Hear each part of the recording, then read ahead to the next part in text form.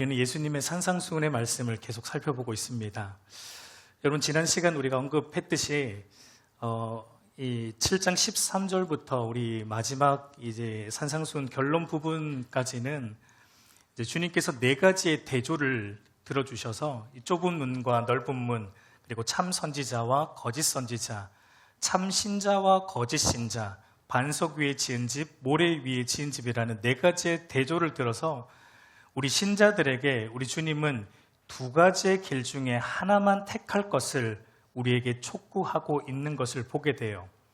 넓은 길로 갈 것인가, 좁은 길로 갈 것인가, 거짓 선지자의 말을 즐겨 들을 것인가, 참 선지자의 말을 즐겨 듣고 순종할 것인가, 그리고 말씀을 듣는 것만으로 만족하는 할 것인가, 들은 말씀에 너희 자신을 전폭적으로 들여 순종할 것인가, 이 세상의 것들을 앞세우며 살 것인가, 그리스도를 앞세우며 살 것인가, 둘 중에 하나만 선택해야 한다라고 우리 주님께서는 우리에게 촉구하고 있습니다. 여러분, 기독교 신앙은 원웨이입니다. 오직 한 길이에요. 하나님과 세상을 둘 다 우리 마음 중심에 둘 수 없습니다. 하나님과 세상 둘 다 함께 취할 수 없습니다. 우리는 하나님만 섬길 것인지, 아니면 세상도 섬길 것인지, 하나님만 사랑할 것인지, 세상도 함께 사랑할 것인지, 양자택일을 해야 합니다. 여러분, 간절히 바라기는 오늘 하나님께서 이 말씀을 사용하셔서 아직 정확하게 한 노선만 정하지 못한 우리의 심령을 새롭게 하시고, 돌이켜서 한 노선, 생명의 노선, 하나님만 사랑하고 하나님만 섬기는 좁은 노선으로 우리의 발걸음을 돌리는, 그리고 들어서는 그게 하시는 은혜가 우리 모두에게 임하기를 간절히 소망합니다. 오늘은 산상수훈 말씀을 바르게 적용할 것을 촉구하는 두 번째 대조로서 거짓 선지자와 참 선지자에 대한 말씀을 주님께서 주고 있는 내용입니다. 여러분, 주님께서 말씀하시는 거짓 선지자는 1차적으로 요 당시로 보면은 이 당시에 주님의 말씀을 왜곡하고 하나님의 율법을 왜곡하여 가르쳤던 바리새인과 서기관들을 어쩌면 일컫는 것이겠지만, 오늘날로 말하면, 오늘날로 하나님의 말씀을 사사로이 풀어서 가르치는 이단들이나, 이단들만이 아니에요, 거짓 선지자는. 그러나 기성교회 안에 있는 목사라는 타이틀을 가지고 있지만 참된 목회적 소명이 없이 말씀을 그저 자신의 이익을 위한 도구로 사용하는 그런 사꾼 목자들, 그런 자들이 다 거짓 선지자 안에 들어간다라고 볼 수 있습니다. 여러분, 거짓 선지자와 참 선지자에 대한 이 대조는 주님이 오늘 우리에게 무엇을 요구하냐면, 오늘 우리가 누구의 말에 귀를 기울이는가, 누구의 메시지에 귀를 더 기울이고 있는가, 더 관심을 가지고 있는지, 어떤 메시지에 우리가 귀를 기울이고 있는지를 주님은 좀 살펴보라고 우리에게 말씀해주고 있어요.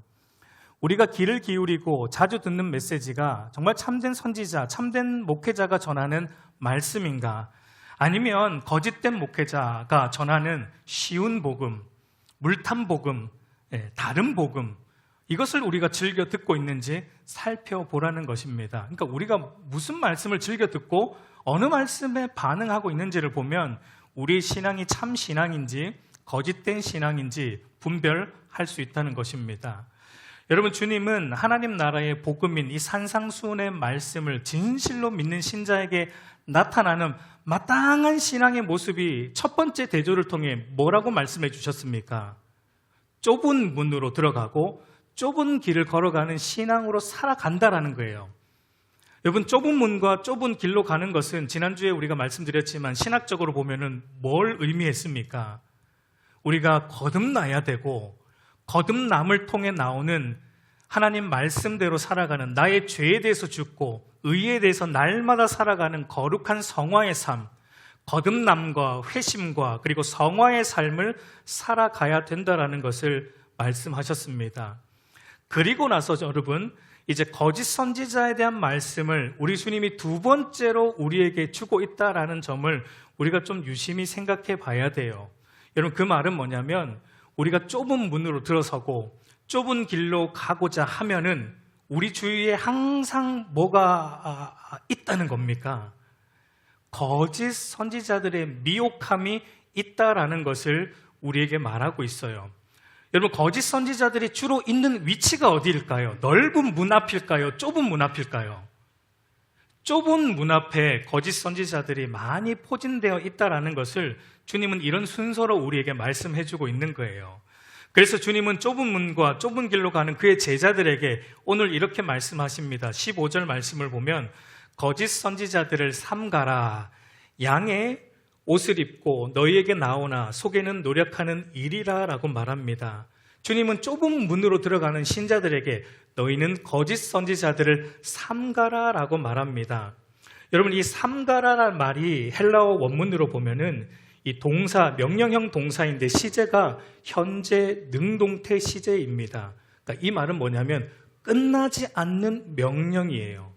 그 말은 우리가 거짓 선지자들을 주의해야 하는 문제는 여러분, 좁은 길을 걸어가는 내내 주님 다시 오시는 그날까지 쉬지 않고 항상 깨어서 우리가 주의해야 된다는 것을 주님께서 말씀하고 있습니다. 여러분, 왜 우리가 신경을 곤두세우고 항상 거짓 선지자들을 주의해야 합니까? 이 좁은 문 앞에는, 좁은 길가에는 항상 거짓 선지자들이 있기 때문이기도 하지만 무엇보다 오늘 주님 말씀을 보니까 무엇 때문에 우리가 항상 주의해야 되냐면 겉모습만 봐서는 이 사람이 거짓 선지자인지 진짜 선지자인지 쉽게 분간이 안 가기 때문이다라고 말씀하고 있습니다. 여러분, 이들의 속마음은 일이에요. 근데 겉모습은 어떻습니까? 양처럼 우리에게 다가온다. 신앙적인 모습으로 다가온다라고 주님은 말씀하고 있습니다. 여러분, 거짓 선지자들이 저와 여러분에게 다가올 때 거짓 선지자라는 명찰을 붙이고 우리에게 오지 않습니다. 마치 정상적인 신앙을 가진 자처럼 양의 옷으로 위장하고 바른 복음을 전하는 목회자처럼 위장을 하고 우리에게 접근하기 때문에 우리가 여러분 신경을 곤두세우고 주의해야 한다라는 것을 말씀하세요. 여러분, 요한계시록을 보면 사도 요한이 본 환상 중에 사탄이, 마귀가 나오는 환상을 보는데 마치 그들의 나오는 모습이 뭐와 같냐면 하나님의 모습처럼 나오는 것을 계시록에 보면 나와요. 계시록 12장 13절을 보면은 여러분, 그 마귀가 등장하는데 3마리의 짐승이 등장을 해요. 그리고 이 짐승의 수를 가리켜 666이라고 계시록은 우리에게 말해주고 있습니다. 여러분, 오늘날 이 짐승의 수인 666에 대해서 여러 가지 이상한 해석과 오해들이 난무한데 무슨 바코드에 있는 숫자라든지 베리칩이라든지 이런 표를 받으면 구원을 못 받는다든지 다 틀린 말입니다, 여러분. 그런 것들은 성경을 자기 입맛대로 해석하는 사람들입니다. 여러분, 그런 것들 주의해서 듣지 않기를 바라요. 그런 의미가 아닙니다. 여러분, 이것은 상징적인 수예요. 여러분, 성경에서 7이라는 수는 완전수입니다. 계시록 1장 4절을 보면 이제도 계시고 전에도 계셨고 장차 오실 위와 그의 보좌 앞에 있는 7 영과 라고 말할 때 여기 7 영이라는 것이 여러분 숫자적으로 하나님의 영이 7개가 있다라는 의미가 아닙니다. 상징적인 거예요. 7은 완전수입니다. 그러니까 7 영이라는 것은 완전하신 하나님의 영, 조금도 부족함이 없는 거룩하신 하나님의 영, 그것이 7 영이라는 의미예요. 반면에 여러분 6이라는 숫자는 불완전수입니다. 부족한 수예요. 7에서 부족한 수, 그런데 7과 가장 가까운 수, 조금 모자란 수, 불완전한 수예요. 우리 한글 성경은 666이라고 되어 있지만 사실은 666으로 읽으면 안 되고 3개의 6으로 봐야 돼요. 떨어진 하나의 6입니다. 무슨 말이냐면 완전하신 7의 성부 하나님을 모방해서 나오는 거짓 6의 영, 완전하신 7의 성자 예수님을 모방해서 우리에게 찾아오는 불완전한 6의 거짓 영, 완전하신 7의 성령 하나님을 모방해서 우리에게 교묘하게 찾아오는 불완전한 6의 거짓 영이 바로 666이에요. 그러니까 바울도 이렇게 말합니다. 고린도후서 11장 14절을 보면 사탄도 자기를 광명의 천사로 가장하나니. 여러분, 값비싼 명품을 보면은 항상 무엇이 따라다닙니까? 명품에는 항상 여러분 짝퉁, 소위 가품이 따라다녀요. 여러분, 안 비싼 것들은 가품이 없어요. 명품은 항상 가품이 따라다닙니다. 여러분, 하물며 이 세상에서 가장 가치 있는 명품 중에 명품 무엇입니까? 기독교 복음이에요. 이 기독교 복음은 항상 여러분 그 옆에는 짝퉁 복음이 있습니다. 유사 복음이 있어요. 거짓 복음이 있습니다. 그리고 참된 복음이 들리는 곳에는 항상 또 뭐가 있냐면 거짓 복음을 전하는 짝퉁 선지자, 짝퉁 목회자, 짝퉁 교사, 종교 사기꾼들도 득실된다라는 것을 우리는 항상 염두에 두어야 됩니다. 그런데 여러분, 양의 옷을 입고 오기 때문에 이게 분간이 쉽지가 않아요. 양의 옷을 입고 온다라는 것은 여러분, 그들이 겉으로 말하는 그들의 말과 그들의 겉으로 가볍게 드러나는 그들의 행실로는 쉽게 우리가 분별할 수 없다는 것입니다. 여러분, 그걸 조금 바꿔서 말하면은 여러분, 거짓 선지자들도 거짓 목사들도 일정 부분 바른 것을 말한다라는 것을 우리는 알아야 돼요.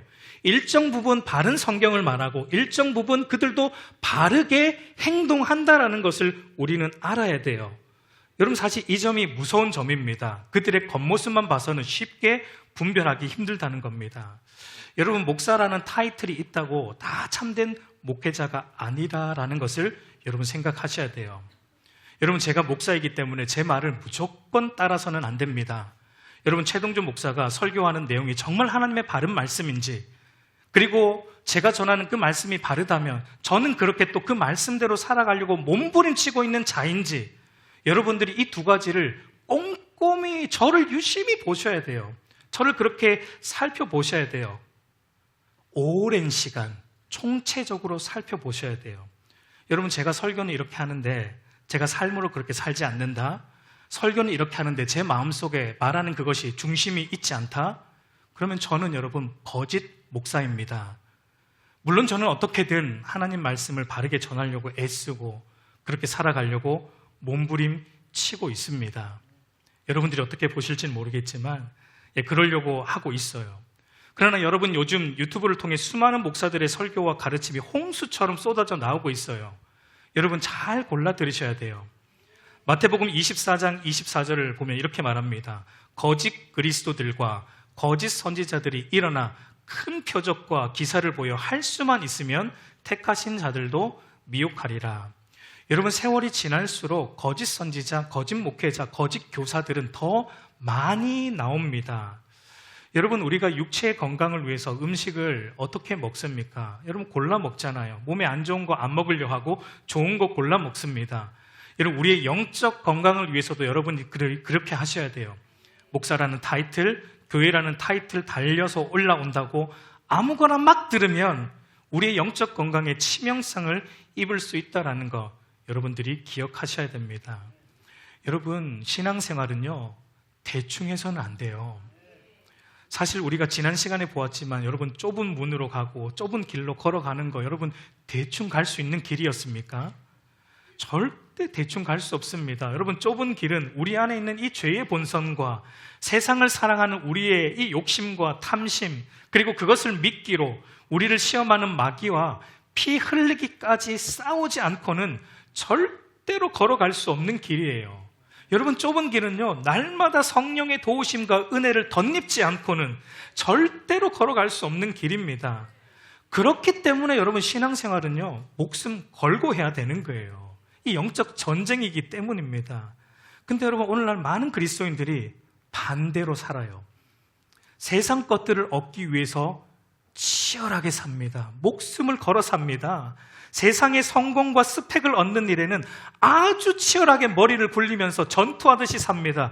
그런데 주를 믿는 일에 있어서 자기를 부인하고 주의 말씀을 따라 사는 이 좁은 길의 신앙을 위해서는 목숨 걸지 않습니다. 도리어 대충 하려고 해요. 신앙생활 대충 묻어가야 돼. 교회에서 튀면 안 돼. 튀면 목사님이 자꾸 뭘 시켜. 안 시킬게요. 여러분, 주를 섬기는 것이, 주를 알아가는 것이 그 주를 알아가는 신앙의 수고가 여러분 주의 몸된 교회를 위해 헌신하는 것이 우리에게 조금 귀찮은 일로 여겨진다면 죄송하지만 그 사람의 신앙은 죽은 신앙이거나 심각하게 병든 신앙입니다. 여러분 건강한 신앙은 시켜서 하는 게 아닙니다. 시켜서 하는 게 아니에요. 하나님이 어떤 분이시며 하나님께서 그의 아들 예수 그리스도를 통해 우리 안에 이루신 이 놀라운 복음이 무엇인지를 바르게 알면 여러분 예배하지 않을 수 없고, 여러분 이 예배라는 것은 교회가 정한 공예배인 수요 예배나 주일 오전 오후 예배만을 의미하는 게 아니에요. 예배라는 것은 예배의 진정한 의미는 우리의 삶 전체가 하나님을 높이는 것, 우리의 삶 전체가 하나님 앞에 순종하는 것, 우리의 삶의 모든 영역에서 하나님 뜻대로 사는 것이 예배입니다. 여러분 하나님이 어떤 분이시며 하나님께서 그의 아들 예수 그리스도를 통해 우리 안에 이루신 놀라운 복음이 무엇인지를 바르게 알면 여러분 예배 안 할 수 없어요. 예배하지 않을 수 없어요. 아니 더 정확하게 말하면 예배 안 하고 못 삽니다.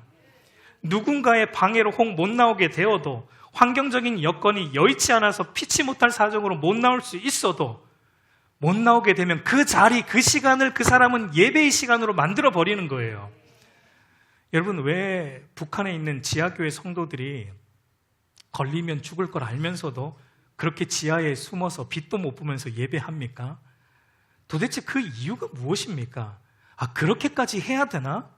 여러분 그들은 하나님과 예수 그리스도를 저와 여러분보다는 더 깊이 알고 있기 때문입니다. 여러분 우리 인생이 하나님으로부터 왔다라는 사실과, 우리 인간은 하나님을 떠나서는 존재의 의미가 없다는 사실과, 하나님을 떠나 스스로 주인되어 살려고 한 죄로 인해 모든 악과 비참함이 이 세계 속에 왔다는 이 사실과, 그 어디에도 소망 없는 인간이 이 세상에 다시 소망을 주시기 위해 하나님께서 아들 예수님을 우리에게 보내주셔서 그분의 삶과 죽음과 부활과 승천을 통해 소망 없는 우리 안에 살아있는 소망을 주셨다는 그 사실과, 장차 주님 다시 오실 때 이 세상 나라는 끝이 나고 영원한 하나님 나라가 도래하여 영원히 하나님과 함께 할 것이라는 이 사실이 적어도 그들에게는 여러분 성경책에 써있는 기독교 이론은 아니라는 거예요. 그것이 그들을 살리는 것입니다.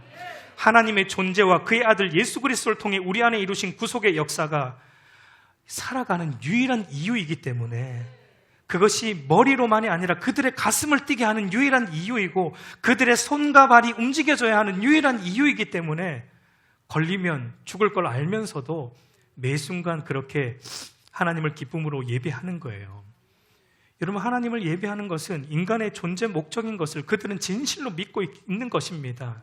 그래서 예배하지 않고 사느니 예배하다가 걸려서 죽는 게 차라리 낫다고 하면서 그들은 살고 있는 거예요. 여러분 예수님의 제자들도 다 그렇게 살지 않았습니까? 예수님의 제자들도 다 그렇게 믿음으로 치열하게 살다가 세상과 타협하지 않고 다 순교했어요. 여러분 우리 한국교회 한번 보세요. 우리 한국교회 전 세계적으로 가장 영향력을 끼치는 놀랄만한 수적 성장을 이루었습니다. 그런데 과연 이 북한 지하교회 안에 있는 역사하는 그 믿음과 신앙이 이렇게 큰 한국교회 안에 있는가라는 의구심이 저는 듭니다. 여러분 우리 한국교회가 북한을 위해서 기도 많이 해요. 북한의 독재가 종식되고 이 땅에, 북한 땅에 복음의 문이 열리도록 기도 많이 합니다. 한국교회가. 그리고 복음의 문이 열리면 그 땅에 우리 한국에 수많은 헌신자들이 있어요. 지금도 복음의 문이 그 땅에 열리기만 하면 자기 모든 것 내려놓고 북한 땅에 들어가서 복음 전하려고 하는 헌신자들이 우리 한국에 굉장히 많습니다. 그런데 여러분 저는 도리어 그 반대를 생각합니다.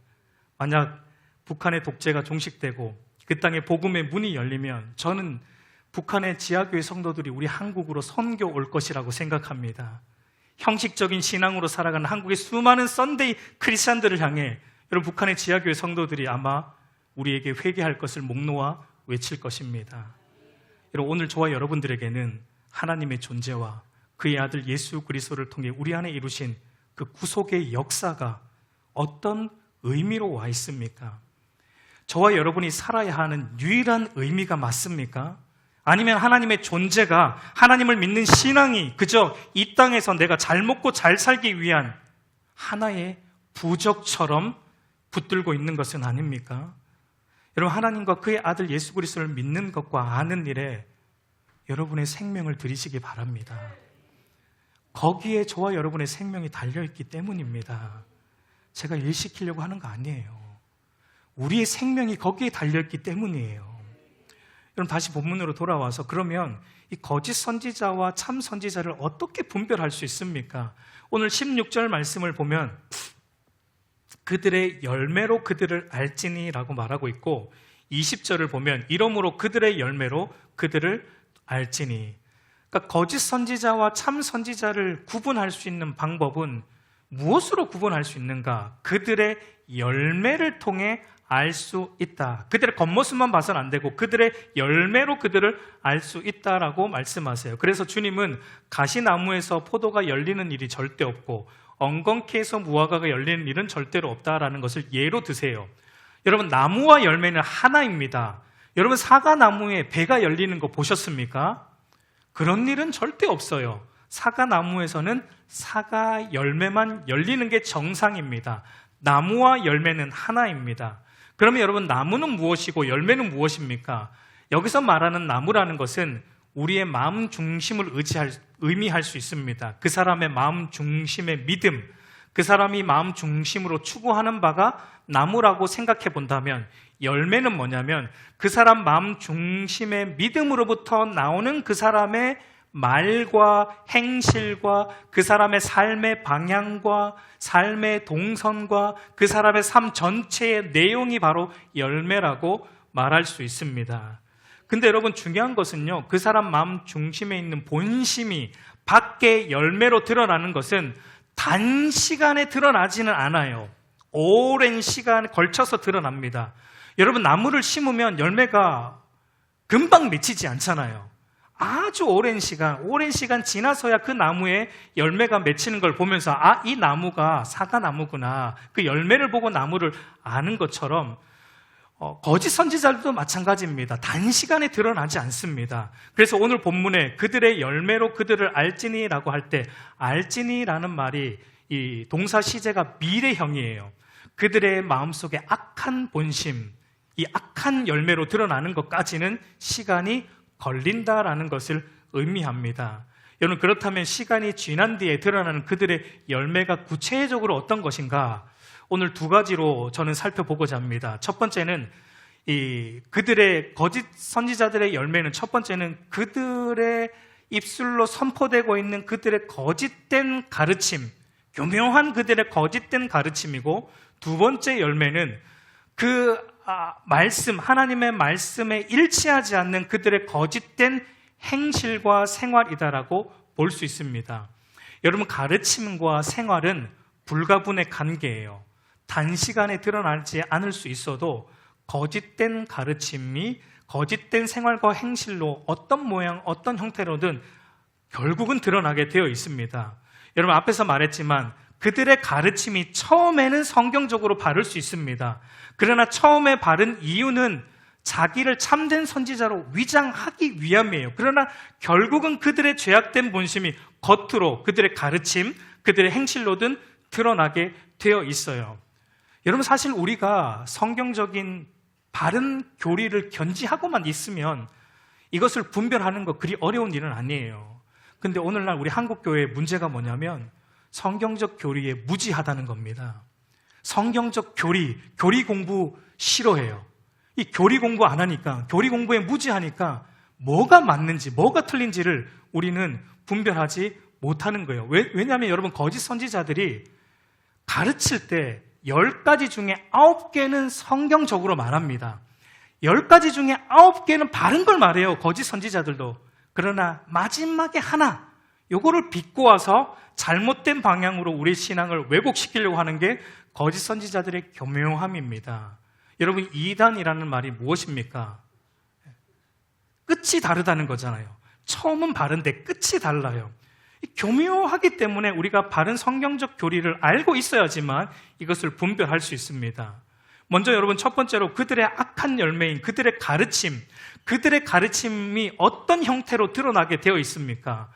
여러분, 어떤 목회자가 가르치는데, 설교를 하는데, 말씀을 전하는데 그의 설교에, 그의 가르침 안에 좁은 문과 좁은 길로 인도하는 말씀과 좁은 문과 좁은 길로 가야 하는 것에 대한 절대적 필요성을 말하지 않는다. 거짓 목회자라고 볼 수 있습니다. 여러분, 좁은 문과 좁은 길은 무엇입니까? 나의 삶의 주인이 바뀌는 거예요. 나의 삶의 주인이 나 중심에서 하나님으로 바뀌는 거예요. 거듭나는 거예요. 거듭나지 않으면 예수 믿고 싶어도 못 믿어요. 거듭나지 않으면 신앙생활 잘 하고 싶어도 못 합니다. 흉내만 낼 뿐이에요. 교회 안에 와서 흉내만 낼 뿐이지 거듭나지 않으면 하나님을 바르게 믿을 수도 없어요. 여러분, 거짓 선지자는요, 거듭남의 필요성을 말하지 않아요. 너희가 거듭나야 된다, 회개해야 된다, 죄에 대한 회개를 선포하지 않습니다. 거룩하게 살아야 된다 말하지 않습니다. 거짓 선생, 거짓 목사들은 거듭남의 필요성과 죄에 대한 경고와 회개할 것을 촉구하는 메시지 아주 조금 있지, 그것이 중심이 아니다라는 것을 우리는 알아야 됩니다. 여러분, 왜 그렇습니까? 그 이유가 뭡니까? 제가 계속 말하지만 사실 간단해요. 사람들이 듣기 싫어하기 때문에요. 여러분, 예레미야 23장 16절 17절 말씀 우리 한번 같이 읽어보겠습니다. 만군의 여호와께서 이와 같이 말씀하시되 너희에게 예언하는 선지자들의 말을 듣지 말라. 그들은 너희에게 헛된 것을 가르치나니 그들이 말한 묵시는 자기 마음으로 말미암은 것이요 여호와의 입에서 나온 것이 아니니라. 항상 그들이 나를 멸시하는 자에게 이르기를 너희가 평안하리라 여호와의 말씀이니라 하며 또 자기 마음이 완악한 대로 행하는 이르기를 재앙이 너에게 임하지 아니하리라 하였느니라. 여러분, 여기 보세요. 거짓 선지자들이 지금 뭐라고 말하고 있습니까? 여기서 선지자들은 거짓 선지자들인데 거짓 선지자들이 뭐라고 말해요? 하나님을 멸시하는 자들에게 뭐 하다고요? 평안하다. 하나님을 멸시하며 살아도 평안하다. 하나님에 대해서 완악하게 행해도 뭐가 임하지 않는다. 재앙이 임하지 않는다. 이것이 여러분 거짓 선지자의 특징입니다. 평안하다. 듣기 좋은 말. 죄에 대해서 경고하는 성격의 메시지 전하지 않습니다. 죄에 대해서 돌이켜 회개할 것을 말하지 않습니다. 언제나 우리에게 그 정도면 충분하다. 그 정도면 신앙생활 너무 잘하고 있다. 괜찮다. 그러니까 여러분, 메시지의 초점이 철저히 사람에게 맞추어져 있는 것은 거짓 목사입니다. 성도들이 일주일간 삶의 현장에서 얼마나 힘들게 사는지 아십니까? 주일날 나왔는데 이들이 편하게 쉬다가 갈 수 있는 분위기와 예배와 설교를 해야 하지 않겠습니까? 설교까지 길고 죄에 대한 설교를 하면 이들이 얼마나 힘들겠습니까? 위로가 됩니까, 여러분? 이 말에 위로가 됩니까? 이 말을 하는 사람은 거짓 목사입니다, 여러분. 기억하세요. 거짓 선지자입니다. 여기에 역시 우리 목사님이 우리를 생각해 주시는구나. 은혜 받으면 안 돼요, 여러분. 은혜 받으면 안 돼요. 그거는 거짓 목사들이 하는 말입니다. 여기에 대해서 여러분, 아더 핑크라는 목사님은 이렇게 말씀하셨습니다. 그들의 가르침에는 양심을 질책하는 내용이 없다. 교인들을 불편해하는 내용도 없다. 청중들을 겸손하게 하고 하나님 앞에 회개하도록 만드는 요소가 하나도 없다. 그들의 설교는 청중들을 들뜨게 하고, 그들의 설교는 청중들을 자족하게 하고, 그들의 설교는 그릇된 확신 안에서 만족하게 한다라고 아더 핑크 목사님은 말하고 있어요. 여러분, 거짓 목회자들의 가르침은 얼핏 들으면 좁은 문과 좁은 길을 말하는 것 같지만, 그러나 결론은 여러분 넓은 문, 넓은 길 괜찮다로 기결된다라는 것을 여러분들이 기억해야 됩니다. 이왕이면 당홍치마 신앙을 가르쳐요. 우리가 예수 믿지 말라는 거 아닙니다. 예수 믿으십시오. 예수 믿는 믿음은 기본입니다. 그러나 예수 믿는 것만으로는 안 됩니다. 예수 믿는 건 기본이고 그 외에 우리가 하는 사업도 잘 되면 더 좋고, 자녀가 좋은 대학 가면 더 좋고, 믿음도 있고 이런 것들도 있으면 더 좋지 않습니까? 라고 가르칩니다. 여기서 또 막 우리가 은혜 받으면 안 돼요. 이거 여러분 흘려 들으면 맞는 말 같아요. 예수 믿는 건 기본이고 이 모든 것 더 있으면 좋지 않습니까? 흘려 들으면 맞는 말 같은데 성경적으로 깊이 생각해 보면 이 말은 여러분 거짓된 가르침이에요. 예수 믿는 거 당연하죠. 그런데 이런 것들이 더 있으면 더 좋지 않습니까? 라는 이 말 안에 담긴 진짜 의미가 무엇입니까? 예수 믿는 믿음만으로 부족하다는 의미예요. 여러분, 성경은 우리에게 이렇게 말합니다. 예수 그리스도를 믿는 믿음이면 충분하다. 예수 그리스도를 믿는 믿음으로 우리가 하나님 앞에 의롭다 여김을 받아 하나님의 백성이 되었고 하늘에 속한 모든 좋은 복을 소유했다. 그러므로 다른 것은 있어도 되고 없어도 된다입니다. 있어도 되고 없어도 된다입니다. 예수 믿으면 내가 하는 사업 잘 돼도 되고 못 돼도 된다입니다. 예수 믿으면 병이 있어도 되고 없어도 된다입니다. 예수 믿으면 학벌이 좋아도 되고 안 좋아도 그만이다입니다. 예수 믿는 것으로 충분하다예요. 근데 여러분, 거짓된 가르침은 예수 믿는 믿음 플러스 something 더 좋다가 여러분 문제라는 것을 기억하세요. 여러분, 예수 그리스도 옆에 다른 것 갖다 붙이는 순간 복음은 퇴색되고 왜곡되는 거예요. 여러분, 절대적인 것은 예수 그리스도를 믿는 믿음밖에 없습니다. 나머지 이 세상 것들은 다 상대적인 것들이에요. 예수 믿어서 하나님과 바른 관계 안에 거하는 것만이 우리에게 절대적으로 필요한 것이에요. 그 외에 나머지 것들은 학벌과 돈과 지위와 신분은 여러분 주시면 감사하고 안 주셔도 감사한 거예요. 있어도 그만, 없어도 그만, 상대적인 것들이라는 것입니다. 여러분, 참된 기독교 신앙은 이렇게 말합니다. 참된 목회자는 이렇게 말합니다. 예수 믿고 세상에서 복받고 성공하려는 것이 아닙니다. 예수 믿고 세상을 이기려는 것입니다. 그거면 충분합니다. 예수 그리스도 옆에 어떤 것 하나 갖다 붙여서는 안 돼요. 예수 그리스도 믿는 믿음 옆에 더 좋다를 말하는 사람은 조심하세요. 거짓 선지자이고 거짓 목사입니다. 여러분, 두 번째로 거짓 목회자, 거짓 선생을 분별할 수 있는 그들의 두 번째 열매는 무엇인가? 복음과 일치하지 않는 그들의 거짓된 행실의 열매입니다. 여러분, 복음에 일치한다라는 것, 복음에 일치하게 살아간다라는 것은 뭐냐면 복음이 말하고 있는 그리스도가 우리의 머리시다라는 그것을 이론만이 아니라 우리의 삶 전체에서 순종하는 것을 말해요. 그리스도의 다스림을 받는 것, 그리고 그리스도만을 높이는 것이 복음에 일치하게 사는 겁니다. 그런데 거짓 목자, 거짓 교사들은 성도들로 하여금 항상 주목하게 하는 것이 예수 그리스도가 아니고 자기 자신입니다. 왜냐하면 자기가 머리이기 때문에, 자기가 지금 주인이기 때문에 그래요.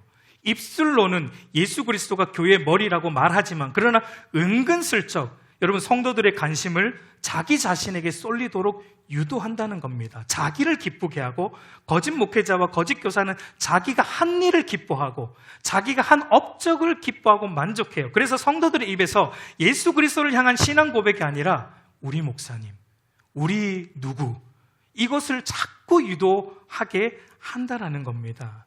그러나 여러분, 참된 목사는 어떠하든지 자기를 감추고 하나님만 드러내는 일에 애를 쓰는 자입니다. 여러분, 사도 바울을 보세요. 그가 거듭나기 전에는 그가 자랑하고 그가 드러내었던 것이 무엇입니까? 자기의 업적, 자기의 신분, 자기의 학벌, 그거였어요. 그러나 그가 주를 만나고 나서 주인이 바뀌었습니다. 그리스도가 자기의 머리심을 깨달았습니다. 그리고 나서는 자기의 학벌, 업적, 신분, 그 모든 것을 배설물로 여겼고 오직 예수 그리스도만을 자랑했던 사도 바울의 모습을 우리는 성경을 통해 보는 거예요.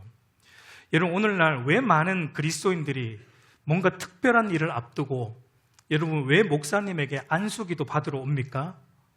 왜 안수기도를 목사님에게 받으러 옵니까?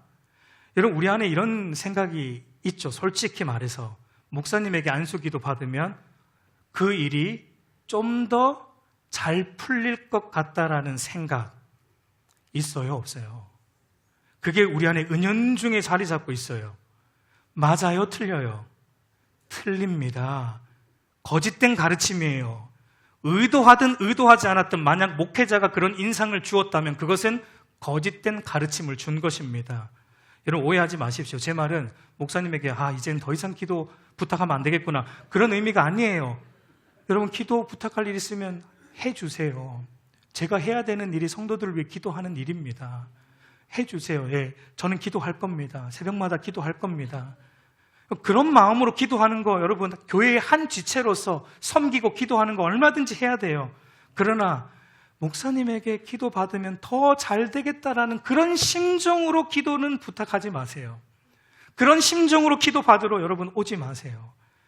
여러분, 그런 심정으로 여러분 온다면 여러분은 저를 거짓 목사로 만들고 있는 것이고 여러분들도 거짓 성도가 되고 있는 겁니다.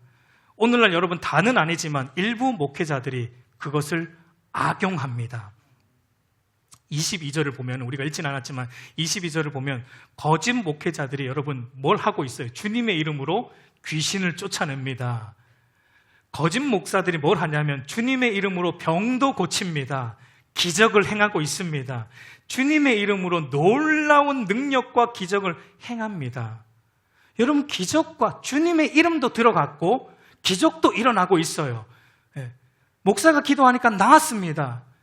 그것이 여러분 그 사람이 참된 사역자라는 걸 증명해 주는 게 아니다라는 것 우리가 알아야 돼요.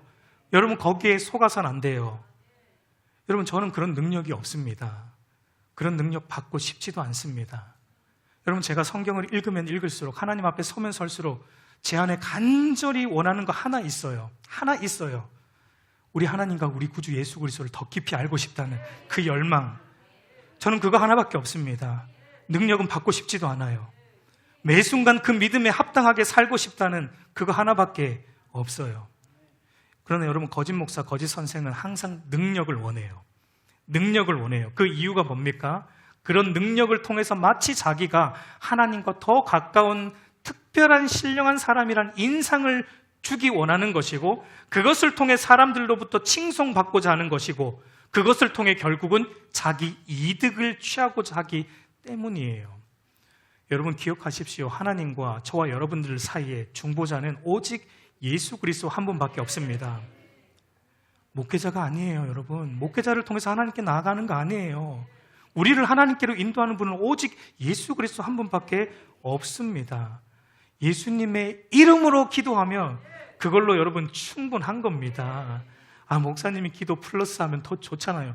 아니요, 예수 그리스도의 이름으로 기도하면 그걸로 충분한 거예요.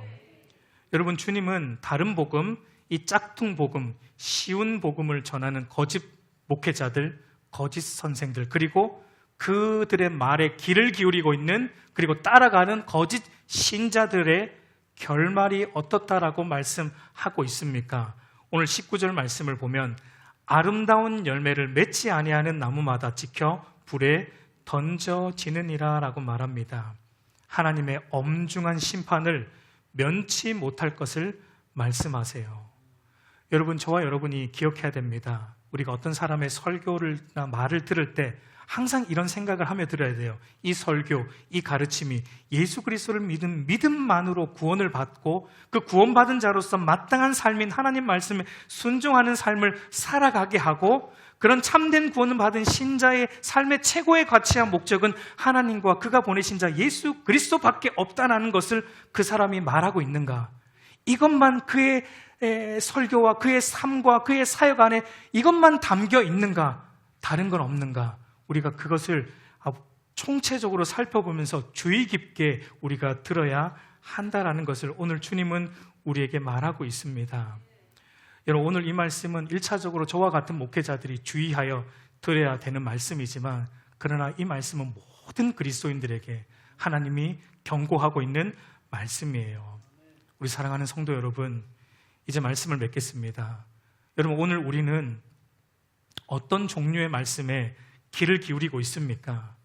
나를 그저 기쁘게 해주는 감성적인, 편하게 해주는 그런 종류의 짝퉁 복음, 쉬운 복음을 우리는 즐겨 듣고 좋아합니까? 아니면 비록 우리의 죄를 책망할지라도 우리로 하여금 또 하나님 앞에 돌아오도록 그 외침이 있을지라도, 우리의 죄가 드러나게 하는 설교일지라도 그 말 앞에 우리를 다시 돌이켜 회개하게 하고 하나님께로 돌아가게 하는 그 말씀에 우리가 귀를 기울이고 반응하고 있습니까? 여러분, 저와 여러분들이 참된 복음을 즐겨 듣는 자들 되기를 소망합니다. 그리고 참된 복음을 듣고 참된 복음의 열매, 성령의 열매를 저와 여러분의 삶에 맺혀내는 은혜가 있기를 우리 주님의 이름으로 축복합니다.